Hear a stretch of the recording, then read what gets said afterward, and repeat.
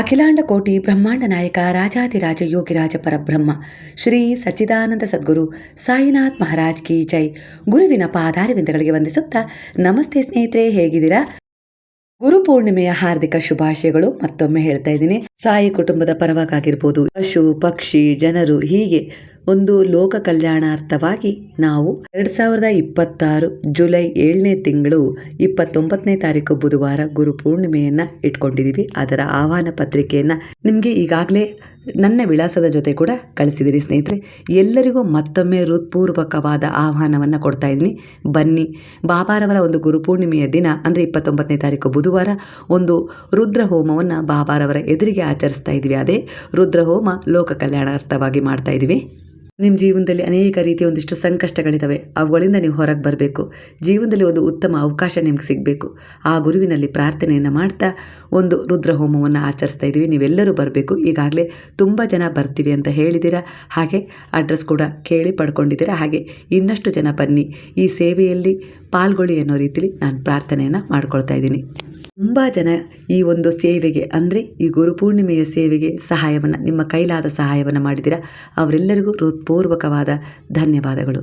ಎಂದಿನಂತೆ ಇದೊಂದು timeless general reading ಆಗಿರುತ್ತೆ. ಹಾಗೆ ಇದು ಕನೆಕ್ಟಿವ್ ಎನರ್ಜಿಯಲ್ಲಿರುತ್ತೆ. ಯಾವ ಸಮಯದ ಎನರ್ಜಿ ಪ್ರಕಾರ ನೀವು ಈ ರೀಡಿಂಗ್ನ ಎನರ್ಜಿಗೆ ಕನೆಕ್ಟ್ ಆಗ್ತಿರೋ, ಖಂಡಿತವಾಗಿಯೂ ಈ ಎನರ್ಜಿ ನಿಮ್ಮನ್ನು ಗೈಡ್ ಮಾಡುತ್ತೆ, ಹೀಲ್ ಮಾಡುತ್ತೆ. ಹಾಗೆ ನೀವು ಸರಿಯಾದ ತೀರ್ಮಾನಗಳನ್ನು ಸರಿಯಾದ ಸಮಯದಲ್ಲಿ ತೆಗೆದುಕೊಳ್ಳುವ ಹಾಗೆ ನಿಮಗೆ ಒಂದು ಉತ್ತಮವಾದ ಮಾರ್ಗದರ್ಶನ ಅಂತೂ ಖಂಡಿತವಾಗಿ ಸಿಗುತ್ತೆ. ನಿಮ್ಮ ನಂಬಿಕೆಗೆ ಅನುಸಾರವಾಗಿ ನೀವು ನಂಬಿದ ಗುರುವನ್ನು, ದೈವಶಕ್ತಿಯನ್ನು ನೆನೆದು ಈ ಎನರ್ಜಿಗೆ ಕನೆಕ್ಟ್ ಆಗಿದ್ದೀರಾ. ಖಂಡಿತವಾಗಿಯೂ ಮೊದಲನೇದಾಗಿ ಇಲ್ಲಿ ಬಾಬಾ ನಿಮಗೋಸ್ಕರ ಏನು ಹೇಳ್ತಾ ಇದ್ದಾರೆ ಅಂದರೆ, ಈ ವರ್ಷ ಮುಗಿಯೋದರೊಳಗೆ ನಿಮಗೆ ಒಂದು ಸ್ಪಷ್ಟತೆ ಸಿಗುತ್ತೆ ನಿಮ್ಮ ಜೀವನದ ಬಗ್ಗೆ, ಹಾಗೆ ನಿಮ್ಮ ಗುರಿಯ ಬಗ್ಗೆ, ನಿಮ್ಮ ಸಾಧನೆಯ ಬಗ್ಗೆ ಅನ್ನೋ ರೀತಿಯಲ್ಲಿ ಬರ್ತಾ ಇದೆ. ಅಂದರೆ ನೀವು ಈ ಒಂದು ವರ್ಷದಲ್ಲಿ ಒಂದು ಬೀಜವನ್ನು ಬಿತ್ತಿದರೆ ನಿಮಗೆ ಅದಕ್ಕೆ ಹೇಗೆ ಪಾಲನೆ ಪೋಷಣೆ ಮಾಡಬೇಕು ಅನ್ನೋದು ನಿಮಗೆ ತಿಳಿದಿದೆ. ಅದನ್ನು ನೀವು ಮುಂದಿನ ವರ್ಷದಲ್ಲಿ ಅದರ ಫಲಿತಾಂಶವನ್ನು ಪಡ್ಕೊಳ್ತೀರ. ಕೆಲವರ ಎನರ್ಜಿಗೆ ಇದು ಕನೆಕ್ಟ್ ಆಗ್ತದೆ. ಹಾಗೆ ಇಲ್ಲಿ ನಿಮಗೆ ಇಷ್ಟವಾಗುವ ಒಂದು ವಿಚಾರ ನಡೆಯುತ್ತೆ. ಕೆಲವು ದಿನಗಳಲ್ಲಿ ನಿಮ್ಮ ಹೃದಯದ ಮಾತನ್ನು ಯಾರು ಕೇಳ್ತಿಲ್ಲ ಅಂತ ಹೇಳಿ ಅಂದ್ಕೊಳ್ಳೋದೇನು ಬೇಡ. ನಿಮ್ಮ ಹೃದಯದ ಮಾತನ್ನು ನೀವು ನಂಬಿದ ಗುರುವು ಕೇಳಿಸ್ಕೊಳ್ತಾ ಇದ್ದಾರೆ. ಇಲ್ಲಿ ನೀವು ಒಂದು ರೈನ್ಬೋ ಎನರ್ಜಿಗೆ ಕನೆಕ್ಟ್ ಆಗ್ತಾ ಇದ್ದೀರಾ. ಹಾಗಾಗಿ ಇಲ್ಲಿ ಒಂದು ವಾರ, ಒಂದು ತಿಂಗಳೊಳಗೆ ಆ ಒಂದು ಕೆಲಸ ಪೂರ್ಣಗೊಳ್ಳುತ್ತೆ. ಇದರಿಂದ ನಿಮಗೆ ತುಂಬ ಅಂದರೆ ಮುಂದೆ ಹೋಗಲಿಕ್ಕೆ ಒಂದು ಸ್ಪಷ್ಟತೆ, ಧೈರ್ಯ, ಆತ್ಮವಿಶ್ವಾಸ ಹೆಚ್ಚಾಗುತ್ತೆ. ಅಂದರೆ ಜೀವನ ಅಂದರೆ ಕೊನೆ ಅಲ್ಲಪ್ಪ, ಇಲ್ಲೇನಾದರೂ ನಾನು ಸಾಧಿಸ್ಕೊಳ್ಬೋದು ಅನ್ನೋ ರೀತಿಲಿ ಒಂದು ಆತ್ಮವಿಶ್ವಾಸ ಸಿಗುತ್ತೆ ಅನ್ನೋ ರೀತಿಲಿ ಕಾಣಿಸ್ತಿದೆ. ನಿಮಗೆ ಒಂದು ಶುಭ ವಾರ್ತೆ ಸಿಗುತ್ತೆ ಅನ್ನೋ ರೀತಿಲಿ ಇಲ್ಲಿ ವಿಚಾರ ಕನೆಕ್ಟ್ ಆಗ್ತಿದೆ. ನಿಮ್ಮ ಫ್ರೆಂಡ್ಶಿಪ್ ಒಂದು ಸಂಬಂಧವಾಗಿ ಬದಲಾಗುತ್ತೆ ಅನ್ನೋ ರೀತಿಲಿ ಕೆಲವರ ಒಂದು ಎನರ್ಜಿಗೆ ಕನೆಕ್ಟ್ ಆಗ್ತಿದೆ. ಒಂದು ನಂಬಿಕೆ, ಅವರು ಒಂದು ನಂಬಿಕೆ ಉಳ್ಳವರಾಗಿದ್ದಾರೆ ಅನ್ನೋ ರೀತಿಲೂ ಕೂಡ ಬರ್ತಾ ಇದೆ. ಒಂದು ಶುಭ ಸುದ್ದಿಯ ಜೊತೆ ಒಂದು ಒಳ್ಳೆಯ ವಾತಾವರಣ ನೋಡುವ ಭಾಗ್ಯ ಸಿಗುತ್ತೆ ಕೆಲವರಿಗೆ ಅನ್ನೋ ರೀತಿಲಿ ಕಾಣಿಸ್ತಿದೆ. ಯಾವುದು ನಡೆಯೋದಿಲ್ಲ ಅಂಥೇಳಿ ಅಂದ್ಕೊಂಡಿದ್ರಲ್ಲ, ಅಸಾಧ್ಯ ಅಂಥೇಳಿ, ಅದು ನಿಮ್ಮ ಜೀವನದಲ್ಲಿ ನಡಿಲಿಕ್ಕೆ ಶುರು ಮಾಡಿದೆ. ಒಂದೊಂದೇ ಹೆಜ್ಜೆ ಮುಂದೆ ಹೋಗ್ತಾ ಇದೆ. ಅದರ ಅರಿವು ನಿಮ್ಗೆ ಈಗ ಆಗೋದಿಲ್ಲ, ಇನ್ನೊಂದು ವಾರ 15 ದಿನದ ಒಳಗೆ ನಿಮ್ಗೆ ಅನಿಸುತ್ತೆ, ನಾನು ಅಂದ್ಕೊಂಡಿದ್ದೆ ಆಗಲ್ಲ ಅಂದ್ಕೊಂಡಿದ್ದೆ, ಇದರಲ್ಲಿ ಏನೋ ಒಂದು ತಿರುವು ಕಾಣಿಸ್ತಾ ಇದೆಯಲ್ವಾ, ಯಾವುದೋ ಒಂದು ಸೂಚನೆ ಬರ್ತಾ ಇದೆ ಅಲ್ವಾ, ಯಾರೋ ಸಹಾಯದ ಒಂದು ಹಸ್ತ ಚಾಚುತ್ತಾ ಇದ್ದಾರಲ್ಲ ಅನ್ನೋ ರೀತಿಲಿ ಒಂದಿಷ್ಟು ಅನುಭವ ಆಗುತ್ತೆ. ಯಾಕಂದರೆ ನೀವು ನಿಮ್ಮ ನಂಬಿಕೆಯನ್ನು ಗುರುವಿನ ಪಾದದಲ್ಲಿಟ್ಟಿದ್ದೀರಾ ಅಲ್ವಾ. ಪಾದದಲ್ಲಿಟ್ಟು ನೀವು ಮರ್ತರು ಇಲ್ಲ ನೆನಪು ಮಾಡಿಕೊಂಡ್ರು, ಗುರುವಿನ ಕೆಲಸ ಅದು ನಡೀತಾನೆ ಇರುತ್ತೆ. ಅದು ಭೌತಿಕವಾಗಿ ಕಾಣೋದಿಲ್ಲ, ಅದೃಶ್ಯದ ರೂಪದಲ್ಲಿ ಅವರ ಕೈಗಳು ನಿಮ್ಮ ಪರವಾಗಿ ಕೆಲಸ ಮಾಡ್ತವೆ ಅನ್ನೋ ರೀತಿಲಿ ಬರ್ತಾ ಇದೆ. ಕೆಲವರ ಎನರ್ಜಿಯ ಪ್ರಕಾರ ನೀವು 2 ದಾರಿಯಲ್ಲಿ ಅಂದರೆ ಮಧ್ಯೆ ನಿಂತಿದ್ದೀರ, ಕವಲು ದಾರಿಯಲ್ಲಿದ್ದೀರ. ಒಂದೇ ದಾರಿಯಲ್ಲಿ ಸಾಗುವ ತೀರ್ಮಾನವನ್ನು ಈ ಸಮಯದಲ್ಲಿ ದೃಢವಾಗಿ ಮಾಡಿದ್ದಾರೆ. ಇಷ್ಟು ದಿನ ಆ ತೀರ್ಮಾನ ಮಾಡಿರಲಿಲ್ಲ. ಆ ಕಡೆನೂ ಮನಸ್ಸಿತ್ತು, ಈ ಕಡೆನೂ ಮನಸ್ಸಿತ್ತು. ಅದು ಎಷ್ಟೇ ಒಂದಿಷ್ಟು ಸಂಕಷ್ಟದ ಸ್ಥಿತಿಯಲ್ಲಿ ನೀವು ನಿಂತಿದ್ರೂ ಕೂಡ ಈ 2 ವಿಚಾರಗಳನ್ನು ಸಂಭಾಳಿಸೋಣ ಅಂಥೇಳಿ ನೀವು ಅಂದ್ಕೊಂಡಿದ್ರಿ. ಆದರೆ ನಿಮಗೀಗ ತೀರ್ಮಾನ ಮಾಡಲೇಬೇಕು, ನಾನು ಒಂದು ದಾರಿಯನ್ನು ಆಯ್ಕೆ ಮಾಡಿಕೊಳ್ಳೇಬೇಕು, ಇಲ್ಲಾಂದರೆ ಇಡೀ ನನ್ನ ಜೀವನ ವ್ಯರ್ಥವಾಗಿ ಹೋಗ್ಬಿಡುತ್ತೆ ಅನ್ನೋ ರೀತಿಲಿ ನೀವೊಂದು ತೀರ್ಮಾನಕ್ಕೆ ಬಂದಿದ್ದೀರಾ. ಈ ತೀರ್ಮಾನ ಸರಿ ಇದೆ ಅನ್ನೋ ರೀತಿಯಲ್ಲಿ ಬರ್ತದೆ. ಅಂದರೆ ಎಲ್ಲಿಯವರೆಗೂ ನೀವೊಂದು ಕರ್ಮದ ಉದ್ದೇಶದಲ್ಲಿ ಒಂದು ಪಾಠವನ್ನು ಕಲಿಯೋದಿಲ್ವೋ ಅಲ್ಲಿಯವರೆಗೂ ಒಂದಿಷ್ಟು ನೋವುಗಳು, ಹಾಗೆ ಒಂದಿಷ್ಟು ಅವಮಾನ, ಈ ರೀತಿ ಸಮಸ್ಯೆಗಳನ್ನು ಎದುರಿಸ್ತಾ ಇದ್ದೀರಾ. ಹಾಗಾಗಿ ಇಲ್ಲಿ ನೀವೇ ಈಗ ನಾನು ಒಂದು ದಾರಿಯನ್ನು ಆಯ್ಕೆ ಮಾಡ್ಕೊಳ್ಳೋಣ ಅನ್ನೋ ರೀತಿಲಿ, ಇಲ್ಲ ಅಂದರೆ ನಾನು ಇಲ್ಲೇ ನಿಂತು ಬಿಡ್ತೀನಿ, ಇಂದು ನಾನು ನಿಲ್ಲಬಾರ್ದು, ಮುಂದೆ ಹೋಗಬೇಕು ಅನ್ನೋ ರೀತಿಲಿ ನೀವೀಗ ತೀರ್ಮಾನವನ್ನು ತೊಗೊಂಡಿದ್ದೀರಾ. ಖಂಡಿತ ಇದು ಉತ್ತಮ ತೀರ್ಮಾನ ಅನ್ನೋ ರೀತಿಲಿ ಬರ್ತಾ ಇದೆ. ಮರದಲ್ಲಿರುವ ಹಣ್ಣಾದ ಎಲೆಗಳು ಉದುರಲೇಬೇಕಲ್ವಾ, ಅವು ಉದುರಿದಾವೀಗ ಅಂದ್ಕೊಳ್ಳಿ. ನಿಮ್ಮ ಒಂದಿಷ್ಟು ಹಿಂದಿನ ದುಃಖ ಅವಮಾನ ಯಾವೆಲ್ಲ ರೀತಿಯಲ್ಲಿ ನೀವು ಒಂದಿಷ್ಟು ಹೋರಾಟ ಸಂಘರ್ಷ ಮಾಡಿದರೋ ಅವೆಲ್ಲವೂ ಒಂದು ಮರದಲ್ಲಿರುವ ಹಳದಿ ಎಲೆಗಳು ಉದುರುತ್ತವಲ್ವ ಅವುಗಳಂತ ಹೇಳಿ ಅವುಗಳ ಎನರ್ಜಿನ ರಿಮೂವ್ ಮಾಡಿಬಿಡಿ. ಈಗಿನ್ನೂ ನಿಮ್ಮ ಒಂದು ಮರದಲ್ಲಿ ಹೊಸ ಎಲೆಗಳು ಚಿಗುರ್ತಾ ಇದ್ದಾವಲ್ಲ, ಅದೇ ರೀತಿಯ ಹೊಸ ಕನಸುಗಳು ಮತ್ತೊಮ್ಮೆ ನಿಮ್ಮ ಜೀವನದಲ್ಲಿ ಚಿಗುರ್ತಾ ಇದ್ದಾವಲ್ಲ, ಅವುಗಳ ಕಡೆ ಗಮನ ಕೊಡಿ ಅನ್ನೋ ರೀತಿಯಲ್ಲಿ ಇಲ್ಲಿ ವಿಚಾರ ಬರ್ತದೆ. ಅಂದರೆ ಉದುರುವ ಎಲೆಯನ್ನು ಇಟ್ಕೊಂಡು ಯಾಕೆ ಯೋಚಿಸ್ತಾ ಇದ್ದೀರಾ ಅಲ್ವಾ? ನೀವು ಇನ್ನು ಮುಂದೆ ನುಗ್ಗಲೇಬೇಕು. ಅದೇ ರೀತಿ ಒಂದಿಷ್ಟು ನಕಾರಾತ್ಮಕ ಯೋಚನೆಗಳನ್ನು ಎಷ್ಟು ಇಟ್ಕೊಳ್ತೀರೋ ನೀವು ಮುಂದೆ ಹೋಗ್ಲಿಕ್ಕಾಗೋದಿಲ್ಲ. ಮುಂದೆ ನಿಮಗೋಸ್ಕರ ಏನಿದೆಯಲ್ಲ ಅದನ್ನು ಪಡ್ಕೊಳ್ಳೋಕ್ಕೆ ಸಾಧ್ಯ ಇಲ್ಲ. ಹಾಗಾಗಿ ಮುಂದೆ ಹೋಗಿ ಅಂತ ಹೇಳಿ ಇಲ್ಲಿ ಬಾಬಾ ನಿಮಗೆ ಒಂದು ಎನರ್ಜಿನ ಕನೆಕ್ಟ್ ಮಾಡ್ತಾ ಇದ್ದಾರೆ. ಹಾಗೆ ಕನ್ಫ್ಯೂಸ್ ಎನರ್ಜಿಲಿ ಇರಬೇಡಿ. ಇದು ನಿಮ್ಮದೇ ಪಾತ್ರ ಆಗಿದೆಯೋ ಇಲ್ಲ ನೀವು ಈ ಪಾತ್ರವನ್ನು ಅರ್ಥ ಮಾಡ್ಕೊಂಡಿಲ್ವೋ, ಒಟ್ಟಾರೆಗೆ ಈ ಎನರ್ಜಿ ಇಲ್ಲಿ ಯಾವ ರೀತಿ ಕನೆಕ್ಟ್ ಆಗ್ತಿದೆ ಅಂದರೆ, ಕೆಲವರು ನಿಮ್ಮ ಜೀವನದಲ್ಲಿ ಇಲ್ಲ ಅಂತ ಅಂದಾಗಲೇ ಅದರ ಮಹತ್ವ ನಿಮಗೆ ತಿಳಿದಿದ್ದು ಅನ್ನೋ ರೀತಿಲಿ. ನೀವು ಅವರ ಜೀವನದಲ್ಲಿ ಇಲ್ಲ ಅವರು ನಿಮ್ಮ ಜೀವನದಲ್ಲಿ ಇಲ್ಲ, ಇಬ್ಬರೂ ಕೂಡ ಇಲ್ಲಿ ಎನರ್ಜಿ ಕನೆಕ್ಟ್ ಮಾಡ್ಕೊಳ್ತಾ ಇದ್ದೀರಾ. ಈಗ ಮನೆ ಖಾಲಿ ಅಂತ ಹೇಳಿ ಅನಿಸ್ತಾ ಇದೆ. ಮನೆಗೆ ಬಂದ ತಕ್ಷಣ ಮನೆಗೆ ಬರೋದು ಯಾಕಿಷ್ಟು ತಡವಾಯಿತು ಅಂತೇಳಿ ಕೇಳೋರಿಲ್ಲ. ಹಾಗೆ ಸುಸ್ತಾಗಿದ್ದೀರಾ, ನೀರು ಕುಡೀರಿ, ಒಂದು ಲೋಟ ಕಾಫಿ ಕುಡೀರಿ ಅಂತ ಹೇಳಿ ನಿಮಗೆ ಆತ್ಮೀಯವಾಗಿ ಮಾತನಾಡಿಸೋರಿಲ್ಲ. ನಿಮ್ಮ ಸಣ್ಣ ಪುಟ್ಟ ವಿಚಾರಗಳಲ್ಲಿ ನಿಮ್ಮ ಬಗ್ಗೆ ಗಮನ ಕೊಡೋರು ಇಲ್ಲ. ನೀವಿಲ್ಲಿ ಯಾರನ್ನು ಕಳ್ಕೊಂಡ ಅನುಭವವನ್ನು ಪಡ್ಕೊಳ್ತಾ ಇದ್ದೀರಾ ಅಂದರೆ, ಇದು ನೀವಾಗಿರ್ಬೋದು, ನಿಮ್ಮನ್ನು ಕಳ್ಕೊಂಡೀಗ ದೂರ ಆಗಿದ್ದಾರಲ್ಲ ಅವರ ಎನರ್ಜಿ ಆಗಿರ್ಬೋದು. ಒಟ್ಟಾರೆಗೆ ಇಲ್ಲಿ ಕನೆಕ್ಟ್ ಆಗ್ತದೆ. ಅವರಿಗೆ ಆ ಅನುಭವ ಆಗ್ತಾ ಇರ್ಬೋದು. ಅಂದರೆ ಈಗ ಅವರಿಗೆ ಮನೆಗೆ ಬಂದ ತಕ್ಷಣ ಎಷ್ಟೇ ದುಡಿತಾ ಇದ್ದರೂ ಕೂಡ ಆಯಾಸ ಹೆಚ್ಚಾಗಿ ಕಾಣಿಸ್ತಾ ಇದೆ. ಹಾಗೆ ಮನಸ್ಸಿಗೆ ನೆಮ್ಮದಿ ಇಲ್ಲ. ಎಲ್ಲೋ ಒಂದು ರೀತಿಲಿ ನಿಮಗೆ ಅನ್ನಿಸ್ತಾ ಇದೆ, ನಾನು ಕಳ್ಕೊಂಡಿದ್ದು ಜವಾಬ್ದಾರಿ ಅಲ್ಲ. ಅವ್ರಿಗೆ ಅನ್ನಿಸ್ತಾ ಇರ್ಬೋದು, ನಾನು ಕಳ್ಕೊಂಡಿದ್ದು ಒಂದು ಜವಾಬ್ದಾರಿ ಅಲ್ಲ. ಅವರನ್ನು ದೂರ ಮಾಡಿ ಅವರನ್ನು ಅರಿಯದೇ ಇದ್ದದ್ದು, ಅವರ ಮಹತ್ವ ತಿಳಿಯದೇ ಇದ್ದದ್ದು, ಎಲ್ಲೋ ಒಂದು ರೀತಿಯಲ್ಲಿ ನಾನು ಜವಾಬ್ದಾರಿಯಿಂದ ತಪ್ಪಿಸ್ಕೊಂಡೆ ಅಂತೇಳಿ ನಾನು ಅಂದ್ಕೊಂಡಿರ್ಬೋದು. ಆದರೆ ನನಗೀಗ ಅನ್ನಿಸ್ತಾ ಇದೆ ಅಂತೇಳಿ ಅವ್ರು ಫೀಲ್ ಮಾಡ್ತಾ ಇರ್ಬೋದು. ನನ್ನ ಪ್ರೀತಿ, ನನ್ನ ನಂಬಿಕೆ, ಒಂದು ಭರವಸೆಯನ್ನು ನಾನು ಕಳ್ಕೊಂಡಿದ್ದೀನಾ ಅನ್ನೋ ರೀತಿಯಲ್ಲಿ ಅವರೀಗ ಯೋಚಿಸ್ತಾ ಇದ್ದಾರೆ. ಇದರಲ್ಲಿ ನೀವು ಒಬ್ಬರಾಗಿರ್ಬೋದು. ಹಾಗೆ ಕೆಲವರ ಎನರ್ಜಿ ಪ್ರಕಾರ ನಿಮ್ಮ ಎದುರಿಗಿರೋರು ಈಗ ಇದನ್ನೇ ಯೋಚಿಸ್ತಾ ಇದ್ದಾರೆ ಅನ್ನೋ ರೀತಿಯಲ್ಲಿ ಬರ್ತಾಯಿದೆ. ಅವ್ರಿಗೀಗ ನಿಮ್ಮ ಮಹತ್ವ, ನಿಮ್ಮ ಬೆಲೆ, ನಿಮ್ಮ ಕಾಳಜಿಯ ಬಗ್ಗೆ ಅಂದರೆ ಒಂದು ಫೀಲ್ ಆಗ್ತಾಯಿದೆ. ಅದು ನಿಮ್ಮ ಮಕ್ಕಳಾಗಿರ್ಬೋದು, ದೂರ ಹೋದಾಗಲೇ ಅದರ ಅನುಭವ ಅವ್ರಿಗೆ ಆಗೋದಲ್ವ, ಆ ರೀತಿ ಒಂದು ಅನುಭವಕ್ಕೆ ಅವರು ಒಳಪಡ್ತಾ ಇದ್ದಾರೆ. ಅಂದರೆ ನಿಮ್ಮಿಂದ ಓದಲಿಕ್ಕೆ ದೂರ ಹೋಗಿದ್ದಾಗಿರ್ಬೋದು, ಇಲ್ಲ ಗಂಡ ಹೆಂಡತಿಯ ಸಂಬಂಧದಲ್ಲಾಗಿರ್ಬೋದು, ಪ್ರೀತಿಯ ಜೀವನದಲ್ಲಾಗಿರ್ಬೋದು. ಈ ರೀತಿಯಾಗಿ ಈಗ ಒಬ್ರಿಗೊಬ್ಬರು ಪರಸ್ಪರ ಎನರ್ಜಿ ಈ ರೀತಿ ಅದು ಮನಸ್ಸನ್ನು ಕಲಕ್ತಾ ಇದೆ. ಯಾರಿಗೂ ಹೇಳ್ಕೊಳಕ್ಕಾಗ್ತಾ ಇಲ್ಲ. ಆದರೆ ತುಂಬ ಮನಸ್ಸಿನ ನೆಮ್ಮದಿಯನ್ನು ಕದಿಡಿದೆ ಅನ್ನೋ ರೀತಿಲಿ ಕಾಣಿಸ್ತಾ ಇದೆ.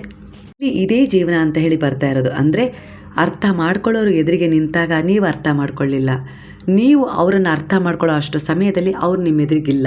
ಇಷ್ಟೇ ಆಗಿದೆ. ಇದನ್ನು ಸರಿಪಡಿಸ್ಕೊಳ್ಳೋದು ಹೇಗೆ ಅಂತೇಳಿ ತುಂಬ ಗೊಂದಲದಲ್ಲಿದ್ದೀರಾ. ಖಂಡಿತ ಇಲ್ಲಿ ನೀವು ಸ್ವಲ್ಪ ನಿಮ್ಮ ತಪ್ಪುಗಳನ್ನು ತಿದ್ದುಕೊಂಡು, ಅಂದರೆ ಕೆಲವೊಂದು ಸಾರಿ ನಿಮ್ಮಿಂದನೂ ತಪ್ಪಾಗಿದೆ, ಹಾಗಾಗಿ ನಿಮ್ಮ ತಪ್ಪುಗಳನ್ನು ತಿದ್ದುಕೊಂಡು ನೀವು ಒಂದು ಪ್ರಯತ್ನ ಪಟ್ಟರೆ ಖಂಡಿತ ಈ ಒಂದು ಸಂಬಂಧವನ್ನು ಸುಧಾರಿಸ್ಬೋದು. ಒಂದು ಬಿಟ್ಟು ಇನ್ನೊಂದು ಬಿಟ್ಟು ಸಂಬಂಧ ಅಂದೇಳಿ ನೀವು ಮಾಡ್ತಾ ಹೋದರೂ ಎಷ್ಟೇ ಸಂಬಂಧ ಆದ್ರೂ ಅಲ್ಲಿ ಅದೇ ತಪ್ಪು ಅನ್ನೋದಿದ್ದರೆ, ನಿಮ್ಮ ಒಂದು ಅಹಂಕಾರ ಇಲ್ಲ ನಿಮ್ಮ ಆ್ಯಟಿಟ್ಯೂಡಲ್ಲಿ ಒಂದಿಷ್ಟು ದುರ್ನಡತೆ ಅನ್ನೋದೇನಾದ್ರು ಇದ್ದರೆ, ಕೆಲವೊಂದು ಸಾರಿ ಅದಕ್ಕೆ ಎಷ್ಟೇ ಸಂಬಂಧಗಳು ಕೂಡ ಕನೆಕ್ಟ್ ಆದರೂ ಅಲ್ಲಿ ಅದೇ ನಡೆಯುತ್ತೆ. ಮತ್ತು ಏನು ಮೊದಲು ತಪ್ಪಾಗಿತ್ತಲ್ಲ ಅದೇ ನಡೆಯುತ್ತೆ ಅಲ್ಲಿ. ಹಾಗಾಗಿ ಜನರನ್ನು ಬದಲಾಯಿಸಬೇಡಿ, ವ್ಯಕ್ತಿಗಳನ್ನು ಬದಲಾಯಿಸಬೇಡಿ, ನಿಮ್ಮ ಭಾವನೆಗಳನ್ನು, ನಿಮ್ಮೊಂದಿಷ್ಟು ಆ್ಯಟಿಟ್ಯೂಡ್ಗಳನ್ನು ಬಳಸಿ. ಆವಾಗ ಆ ಸಂಬಂಧ ಪರಿಪೂರ್ಣವಾಗಿ ಒಂದು ಸಾರ್ಥಕತೆಯನ್ನು ಪಡ್ಕೊಳ್ಳುತ್ತೆ ಅನ್ನೋ ರೀತಿಯಲ್ಲಿ ಕೆಲವರ ಎನರ್ಜಿಗೆ ಕನೆಕ್ಟ್ ಆಗ್ತಾ ಇದೆ. ಇಲ್ಲಿ ಕೆಲವರ ಮನಸ್ಥಿತಿ ಹೇಗಿದೆ ಅಂದರೆ, ನಿಮ್ಮ ಕೆಲಸದ ಬಗ್ಗೆ ಎಲ್ಲರೂ ಕೇಳ್ತಾರೆ, ಹೇಗೆ ಒಂದಿಷ್ಟು ಕರ್ತವ್ಯ ಜವಾಬ್ದಾರಿಗಳನ್ನು ನಿರ್ವಹಿಸ್ತಾ ಇದ್ದೀರಾ ಅಂತ ಹೇಳಿ ಎಲ್ಲರೂ ಕೇಳ್ತಿದ್ದಾರೆ. ಆದರೆ ನಿಮ್ಮ ಮನಸ್ಥಿತಿ ಹೇಗಿದೆ, ಪರಿಸ್ಥಿತಿ ಹೇಗಿದೆ ಅಂಥೇಳಿ ಯಾರೂ ಅರ್ಥ ಮಾಡ್ಕೊಳ್ತಾ ಇಲ್ಲ. ಅದ್ರ ಬಗ್ಗೆ ಯಾರು ಕೇಳ್ತಾನೂ ಇಲ್ಲ. ಅದು ಅವ್ರಿಗೆ ಯಾರಿಗೋ ಬೇಡ. ನೀವು ಯಾವ ಸ್ಥಿತಿಯಲ್ಲಿದ್ದೀರಾ, ನಿಮ್ಮ ಮನಸ್ಸಿನಲ್ಲಿ ಈಗ ಏನು ನಡೀತಾ ಇದೆ, ಇವುಗಳನ್ನು ಕೇಳಲಿಕ್ಕೆ ಯಾರ ಹತ್ರನೂ ಸಮಯ ಇಲ್ಲ. ಯಾರು ಪ್ರಯತ್ನನೂ ಕೂಡ ಮಾಡ್ತಾ ಇಲ್ಲ, ಅರಿಯಲು ಕೂಡ ಪ್ರಯತ್ನ ಮಾಡ್ತಾ ಇಲ್ಲ. ಸ್ವಾರ್ಥ, ಇದೆಂಥ ಸ್ವಾರ್ಥದ ಜಗತ್ತು ಅನ್ನೋ ರೀತಿಯಲ್ಲಿ ನೀವು ಕೆಲವರು ಬಗ್ಗೆ ಈಗ ಅಭಿಪ್ರಾಯವನ್ನು ಮಾಡುವಷ್ಟು ನಿಮ್ಮ ಜೀವನದಲ್ಲಿ ನೀವು ನೊಂದಿದ್ದೀರಾ ಅನ್ನೋ ರೀತಿಯಲ್ಲಿ ಕಾಣಿಸ್ತಾ ಇದೆ ಕೆಲವರ ಎನರ್ಜಿ ಪ್ರಕಾರ. ಅಂದರೆ ಎಲ್ಲರೂ ಇದೇ ರೀತಿ ವರ್ತನೆ ಮಾಡ್ತಾರಾ ಈ ಜಗತ್ತಲ್ಲಿ, ತಮ್ಮ ಸ್ವಾರ್ಥಕ್ಕೋಸ್ಕರನೇ ಬದುಕ್ತಾರಾ? ಅನಿವಾರ್ಯತೆಗಳು ಮುಗಿದ ಮೇಲೆ, ಅಂದರೆ ಅನಿವಾರ್ಯವಾಗಿ ನಮ್ಮನ್ನು ಬಳಸ್ಕೊಳ್ತಾರೆ. ಅನಿವಾರ್ಯತೆ ಮುಗಿದ ಮೇಲೆ ಎಲ್ಲೋ ಒಂದು ರೀತಿಯಲ್ಲಿ ನಮ್ಮ ಮನಸ್ಥಿತಿ ಹೇಗಿದೆ, ಪರಿಸ್ಥಿತಿ ಹೇಗಿದೆ ಯಾವುದನ್ನು ವಿಚಾರಿಸೋದಿಲ್ಲ. ಕೇವಲ ಜವಾಬ್ದಾರಿ, ಕೆಲಸ, ಅದು ಇದು ಅಂತ ಹೇಳಿ ಕಾರಣ ಕೊಟ್ಬಿಡ್ತಾರಲ್ಲ ಅನ್ನೋ ರೀತಿಯಲ್ಲಿ ಮನಸ್ಸು ತುಂಬ ದುಃಖದಲ್ಲಿದೆ. ಆದರೆ ಇಲ್ಲಿ ತಪ್ಪು ನಿಮ್ಮದೇ ಅನ್ನೋ ರೀತಿಯಲ್ಲಿ ಬರ್ತದೆ. ನೀವು ತುಂಬ ಅವರಿಗೆ ಅಟ್ಯಾಚ್ ಆಗಿದ್ದೇ ತಪ್ಪು ಅನ್ನೋ ರೀತಿಯಲ್ಲಿ. ನೀವು ನಂಬಿಕೆ ಇಟ್ಟದ್ದು ತಪ್ಪಂತ ಅಲ್ಲ, ಆದರೆ ಅತಿಯಾದರೆ ಅಮೃತನೂ ವಿಷ ಅನ್ನೋ ಹಾಗೆ ನಿಮ್ಮನ್ನು ನೀವು ಕಳ್ಕೊಂಡಿದ್ದು ತಪ್ಪು. ನಿಮ್ಮ ಸ್ವಮೌಲ್ಯವನ್ನು ಅರಿಯದೆ ನಿಮ್ಮ ಮೇಲಿರುವ ಪ್ರೀತಿಯನ್ನು, ನಿಮ್ಮ ಮೇಲಿರುವ ಗೌರವವನ್ನು ತ್ಯಜಿಸಿ ಸಂಪೂರ್ಣವಾಗಿ ಅವರೇ ಅನ್ನೋ ರೀತಿಯಲ್ಲಿ ನೀವು ಡಿಪೆಂಡ್ ಆಗಿದ್ದು ತುಂಬ ತಪ್ಪು ಅನ್ನೋ ರೀತಿಯಲ್ಲಿ ಬರ್ತದೆ. ಅದಕ್ಕೋಸ್ಕರನೇ ನೀವೇನಾದರೂ ಇಲ್ಲಿ ಪಾಠ ಕಲಿಬೇಕು. ನಿಮ್ಮ ವ್ಯಕ್ತಿತ್ವ, ನಿಮ್ಮ ಒಂದು ಗೌರವ, ನಿಮ್ಮ ಆತ್ಮದ ಉದ್ದೇಶ, ನಿಮ್ಮ ಮೇಲೆ ನೀವು ಆತ್ಮಕ್ಕಾಗಿರ್ಬೋದು, ನಿಮ್ಮ ಒಂದು ದೇಹಕ್ಕಾಗಿರ್ಬೋದು, ಮನಸ್ಸಿಗಾಗಿರ್ಬೋದು, ಹೃದಯಕ್ಕಾಗಿರ್ಬೋದು ಎಷ್ಟು ಬೆಲೆ ಕೊಡ್ತೀರಾ, ಅದಕ್ಕೊಂದು ಬೆಲೆ ಇದೆ ಅನ್ನೋದನ್ನು ನಿಮಗೆ ಅರ್ಥ ಮಾಡ್ಸೋಕ್ಕೋಸ್ಕರನೇ ಈ ರೀತಿ ಸಮಸ್ಯೆಗಳು ಎದುರಾಗಿದೆ ಅನ್ನೋ ರೀತಿಯಲ್ಲಿ ಬರ್ತಾ ಇದೆ. ಅಂದರೆ ಆತ್ಮ ಒಂದು ಪಾಠ ಕಲಿಯೋವರೆಗೂ ಇಲ್ಲಿಂದ ಹೋಗೋದಿಲ್ಲ. ಇಲ್ಲಿ ಕಲೀಲಿಲ್ವಾ, ಮುಂದೆ ಕಲೀಲೇಬೇಕು. ಹಾಗಾಗಿ ಇದೇ ರೀತಿ ಪುನರಪಿ ಜನನಂ ಪುನರಪಿ ಮರಣಂ ಅನ್ನೋ ಹಾಗೆ ಮುಂದೆ ಹೋಗುತ್ತೆ ಈ ಪ್ರಯಾಣ ಚಕ್ರದ ರೀತಿಯಲ್ಲಿ. ಸಾಕಷ್ಟು ನೋವಿನಿಂದ ಹೊರಗೆ ಬಂದಿದ್ದೀರಾ. ಈಗ ನೀವು ನಿಮ್ಮನ್ನು ಹೀಲ್ ಮಾಡ್ಕೊಳ್ತಾ ಇದ್ದೀರಾ. ಇಲ್ಲಿ ಅವ್ರ ಜೊತೆಗಿದ್ದಾಗ ಒಂದಿಷ್ಟು ನಿಮ್ಮ ಬಗ್ಗೆ ಏನೂ ಕೇಳ್ತಾಯಿಲ್ಲ. ಯಂತ್ರದ ಜೀವನ, ಮಿಷನ್ಗಳು ಹೇಗೆ ಕೆಲಸ ಮಾಡ್ತಾವಲ್ವ ಅದೇ ರೀತಿ. ವಾಷಿಂಗ್ ಮಿಷನ್ನಿಗೆ ಬಟ್ಟೆ ಹಾಕಿದರೆ ಅದು ತೊಳೆಯುತ್ತೆ, ಮೌನವಾಗಿ ಕೊಡುತ್ತೆ. ಹೀಗೆ ಐರನ್ ಮಾಡ್ತೀರಾ, ಉಟ್ಕೊಳ್ತೀರಾ, ಹೀಗೆ ಹೋಗ್ತೀರಿ. ಈ ರೀತಿ ನಡೀತಾ ಇದೆ.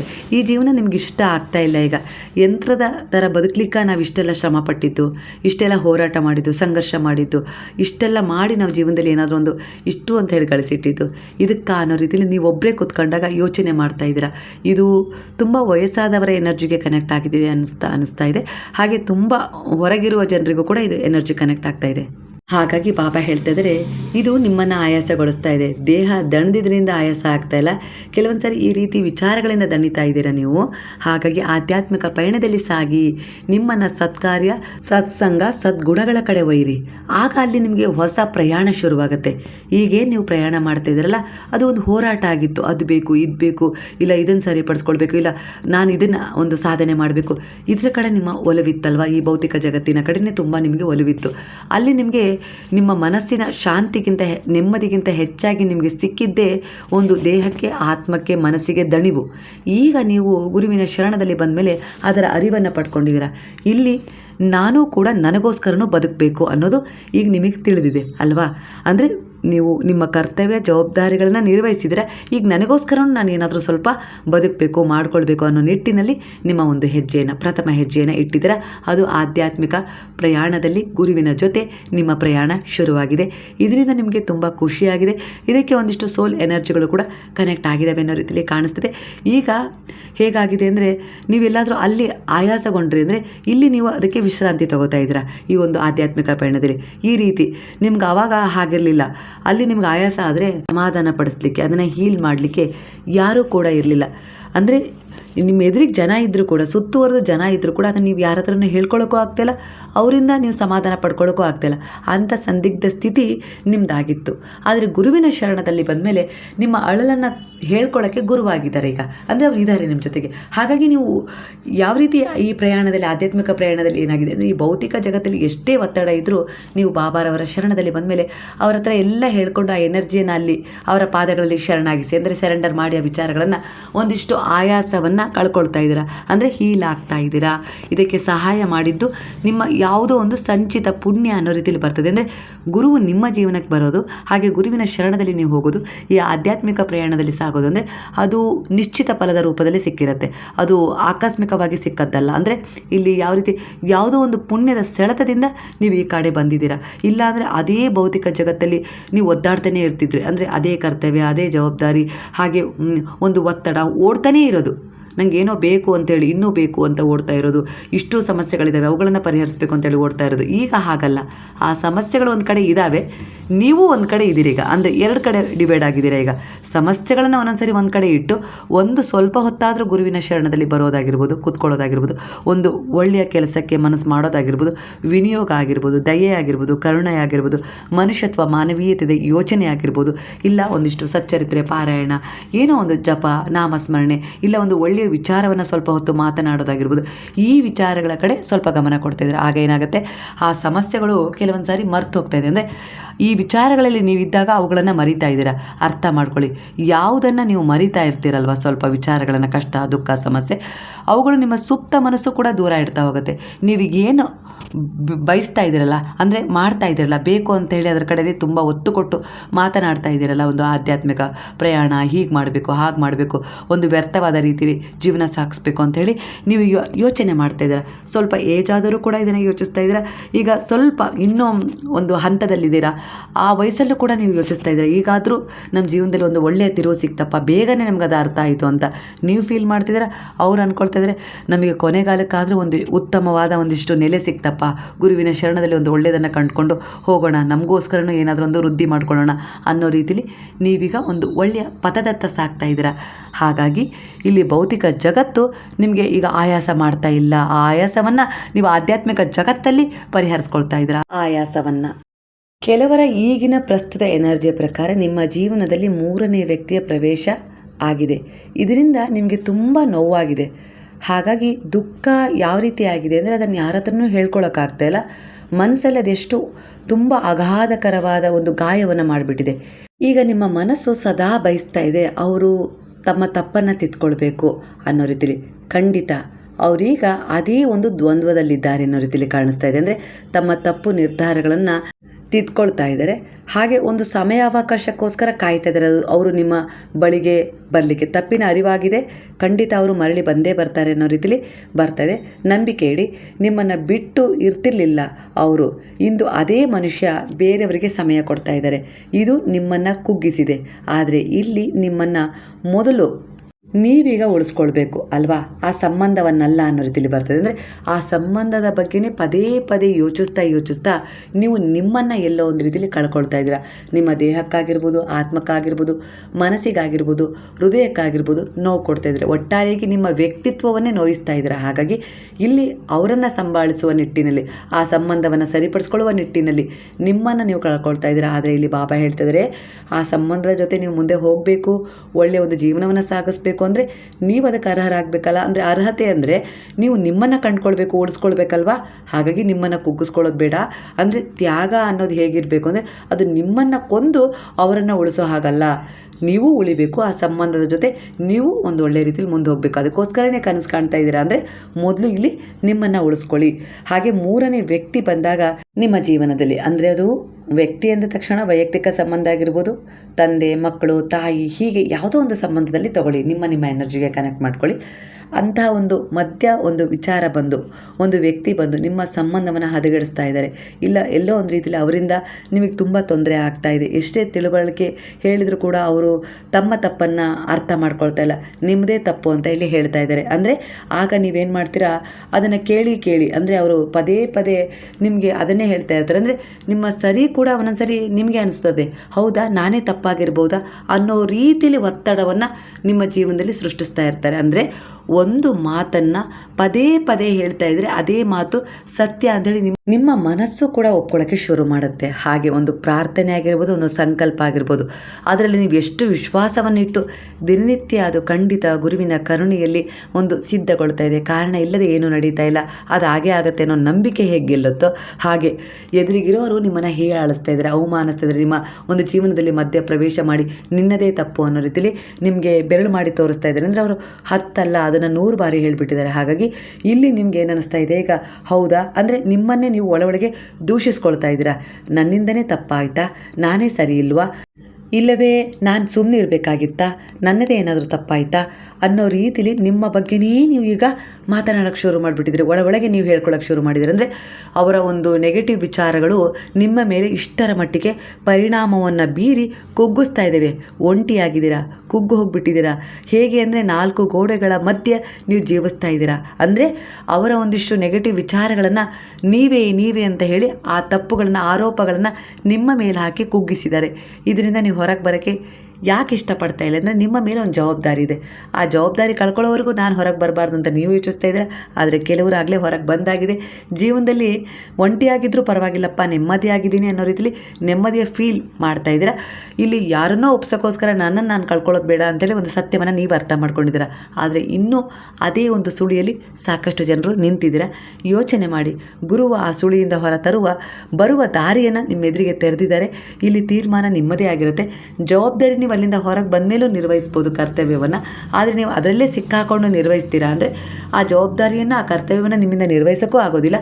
ಆ ಸುಳಿಯಲ್ಲಿ ನಿಮ್ಮನ್ನು ಅವರು ಇನ್ನೂ ದಿನನಿತ್ಯ ಇದೇ ರೀತಿ ಒತ್ತಡ ಹೇರಿ ಹೇರಿ ಹೇರಿ ಮಾನಸಿಕವಾಗಿ ದೈಹಿಕವಾಗಿ ನೀವು ಅಲ್ಲೇ ಕುಗ್ಗಬೇಕು ವಿನಃ ಹೊರಗೆ ಬರಬಾರ್ದು. ಆ ರೀತಿಯ ಒಂದು ಬಂಧನದಲ್ಲಿ ನಿಮ್ಮನ್ನು ಇಟ್ಟಿದ್ದಾರೆ ಅನ್ನೋ ರೀತಿಯಲ್ಲಿ ಕೆಲವರ ಎನರ್ಜಿಗೆ ಕನೆಕ್ಟ್ ಆಗ್ತದೆ. ಒಟ್ಟಾರೆಗೆ ನಿಮ್ಮ ಎನರ್ಜಿ ಯಾವ ರೀತಿ ಇದೆಯೋ ಖಂಡಿತ ಅದು ಈ ಎನರ್ಜಿಗೆ ಕನೆಕ್ಟ್ ಆಗುತ್ತೆ. ಹಾಗೆ ಇಲ್ಲಿ ಬರ್ತಾ ಇದೆ. ಹಾಗೆ ಇಲ್ಲಿ ಕೆಲವರ ಎನರ್ಜಿಗೆ ಮೂರನೆಯ ವ್ಯಕ್ತಿ ನಿಮ್ಮ ಸಂಬಂಧವನ್ನು, ನಿಮ್ಮ ಒಂದು ನಂಬಿಕೆಯನ್ನು, ವಿಶ್ವಾಸವನ್ನು, ಒಂದಿಷ್ಟು ನಿಮ್ಮ ಜೀವನದಲ್ಲಿ ಒಂದಿಷ್ಟು ಬದಲಾವಣೆಯನ್ನು ಅವ್ರು ತಂದು ಆ ಸಂಬಂಧವನ್ನು ಮುರಿದಿಲ್ಲ. ಇಲ್ಲಿ ತಪ್ಪಾದ ನಿಮ್ಮ ನಿರ್ಧಾರ ಆಗಿರ್ಬೋದು, ನಂಬಿಕೆಯ ಕೊರತೆ ಆಗಿರ್ಬೋದು, ಒಂದು ಆಕರ್ಷಣೆ ಆಗಿರ್ಬೋದು, ಈ ರೀತಿಯಾಗಿ ಒಂದು ವಿಚಾರಗಳು ಆ ಸಂಬಂಧವನ್ನು ಮುರಿದಿದ್ದಾವೆ ಅನ್ನೋ ರೀತಿಯಲ್ಲಿ ಬರ್ತದೆ. ಆದರೆ ನಿಮ್ಮ ಸಂಬಂಧವನ್ನು ಸರಿಯಾಗಿ ನೀವು ನಿಭಾಯಿಸಿದರೆ ನಿಮ್ಮನ್ನು ದೂಷಿಸಿಕೊಳ್ಳೋದು ಬೇಡ. ನಿಮ್ಮ ಬೆಲೆ ನೀವೇ ಕಳೆದುಕೊಂಡಿದ್ದೀರಾ ಅಂದರೆ ಮೊದಲು ನಿಮ್ಮನ್ನು ನೀವೀಗ ಆರಿಸ್ಕೊಳ್ಳಿ. ನಿಮ್ಮ ಬೆಲೆಯನ್ನು ನೀವು ಕಳ್ಕೊಳ್ಳೋದು ಬೇಡ ಅನ್ನೋ ರೀತಿಯಲ್ಲಿ ಗುರು ಹೇಳ್ತಾ ಇದ್ದಾರೆ. ಯಾಕಂದರೆ ನಿಮ್ಮ ಬೆಲೆ ನೀವು ಕಳ್ಕೊಂಡ್ಮೇಲೆ ಬೇರೆಯವರಿಂದನೂ ಆ ಬೆಲೆ ನಿಮಗೆ ಸಿಗೋದಿಲ್ಲ, ಅದು ಯಾರಿಗೂ ಅರ್ಥನೂ ಆಗೋದಿಲ್ಲ. ಹಾಗಾಗಿ ನಿಮ್ಮ ಮೇಲೆ ನಿಮಗೊಂದು ವಿಶ್ವಾಸ, ಬೆಲೆ, ಗೌರವ, ಪ್ರೀತಿ ಇರಲಿ. ನಿಮ್ಮ ಕೆಲಸ ಆಗಿರ್ಬೋದು, ಆರೋಗ್ಯ ಆಗಿರ್ಬೋದು, ಕೆಲವು ಜವಾಬ್ದಾರಿಗಳಾಗಿರ್ಬೋದು, ಕನಸಾಗಿರ್ಬೋದು, ಅದರ ಕಡೆ ಗಮನ ಕೊಡಿ ಅನ್ನೋ ರೀತಿಯಲ್ಲಿ ಬರ್ತದೆ. ನಿಮ್ಮ ಒಂದು ಬೆಲೆಯನ್ನು ನೀವು ಯಾವಾಗ ತಿಳ್ಕೊಳ್ಳೋಕೆ ಶುರು ಮಾಡ್ತೀರೋ ಆಗ ಇನ್ನೊಬ್ಬರು ಕೂಡ ನಿಮ್ಮ ಬೆಲೆಯನ್ನು ತಿಳ್ಕೊಳ್ಳೋಕೆ ಶುರು ಮಾಡ್ತಾರೆ. ಆದರೆ ಕೆಲವು ಜನ ಹೀಗೆ ತಪ್ಪು ಮಾಡ್ತಾ ಇದ್ದೀರಾ. ನಿಮ್ಮ ಭಾವನೆಗಳಿಗಿಂತ ಅಂದರೆ ನಿಮ್ಮ ಭಾವನೆಗಳನ್ನು ಕೊಂದು ಬೇರೆಯವರ ಭಾವನೆಗಳಿಗೆ ಬೆಲೆ ಕೊಡ್ತಾ ಇದ್ದೀರಾ. ಇದು ಒಂದು ರೀತಿಯಲ್ಲಿ ತಪ್ಪಾಗಿದೆ. ಅಂದರೆ ತುಂಬ ಭಾವನಾತ್ಮಕವಾಗಿ ಕೆಲವರಿಗೆ ಸ್ಪಂದಿಸ್ತಾ ಇದ್ದಾರೆ. ಅವರಿಂದ ನಿಮಗೆ ನೋವು ಸಿಕ್ಕಿದೆ, ಇಲ್ಲ ಒಂದು ಅವಮಾನನೂ ಸಿಕ್ಕಿದೆ. ಆದರೂ ಕೂಡ ಕೆಲವೊಂದು ಸಾರಿ ನಿಮ್ಮ ಮನಸ್ಸು ಸೆಳೆಯಲ್ಪಡ್ತಾ ಇದೆ. ಅಂದರೆ ನಾನು ಫೋನ್ ಮಾಡಲಾ, ಮೆಸೇಜ್ ಮಾಡಲಾ ಅಂತೇಳಿ ಪ್ರತಿ ಬಾರಿ ನೀವು ಪ್ರತಿಕ್ರಿಯೆಯನ್ನು ನಿಮ್ಮ ಕಡೆಯಿಂದಲೇ ಕೊಡ್ತಾ ಇದ್ದರೆ ನಿಮ್ಮ ವ್ಯಕ್ತಿತ್ವದ ಬೆಲೆಯನ್ನು ನೀವು ಕಡಿಮೆ ಮಾಡ್ಕೊಳ್ತಾ ಇದ್ದೀರಾ ಅನ್ನೋ ರೀತಿಯಲ್ಲಿ ಬರ್ತಾ ಇದೆ. ಇಲ್ಲಿ ಕೆಲವು ಬಾರಿಯ ಮೌನ ಕೂಡ ಬಹಳ ಶಕ್ತಿಶಾಲಿಯಾಗಿರುತ್ತೆ ಅನ್ನೋ ರೀತಿಲಿ, ಬಹಳ ಶಕ್ತಿಶಾಲಿಯಾದ ಉತ್ತರವಾಗಿರುತ್ತೆ ಅನ್ನೋ ರೀತಿಯಲ್ಲಿ ಬರ್ತದೆ.